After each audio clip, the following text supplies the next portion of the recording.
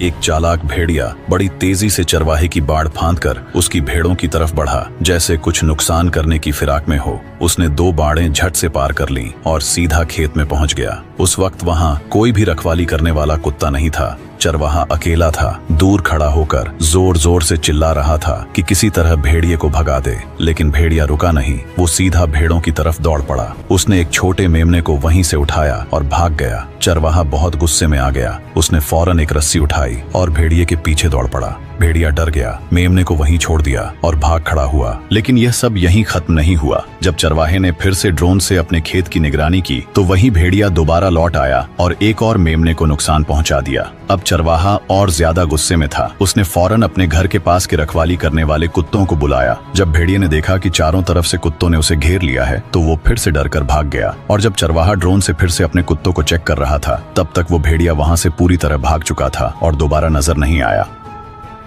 एक बढ़िया hair style वाला शेर आराम से नदी के किनारे पानी पी रहा था, जैसे हर घूंट के साथ वो जिंदगी की सारी मुश्किलें और अनुभव महसूस कर रहा हो। उसका दुबला पतला शरीर जिसमें हर पसली दिख रही थी और उसकी भूरी आंखों की चमक भी अब पहले जैसी नहीं रही थी।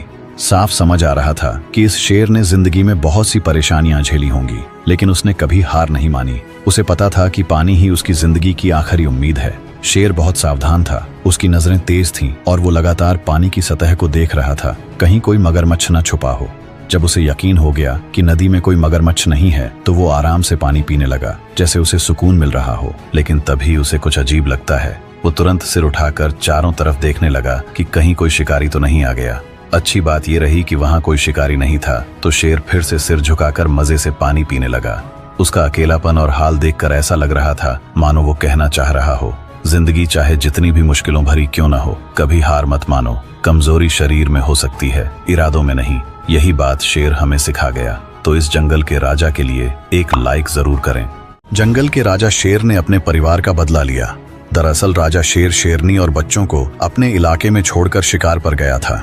शेरनी उसके इंतजार में बैठी थी। तभी एक आवारा शेर उस पर झपट पड़ा और जबरदस्ती करने लगा। लेकिन शेरनी ने नर शेर को देखकर घुटने नहीं टेके, बल्कि उसने शेर के चेहरे पर पंजा मार दिया। हालांकि वार सफल नहीं हुआ, मगर शेर इतना गुस्से में आ गया कि उसके अंदर हत्या करने का इरादा आ गया। बेचारी शेरनी अब भी हालात की गंभीरता समझ भी नहीं पाई थी कि शेर ने उसकी गर्दन पकड़ ली। शेर कभी अंजाम की परवाह नहीं करता। उसने शेरनी की गर्दन दबाकर पागलों की तरह हिलाना शुरू कर दिया। कुछ ही मिनटों में शेरनी ने दम तोड़ दिया और तब जाकर वह रुका। इतना ही नहीं, शेरनी के मासूम शावक भी शेर की दरिंदगी से नहीं बच पाए।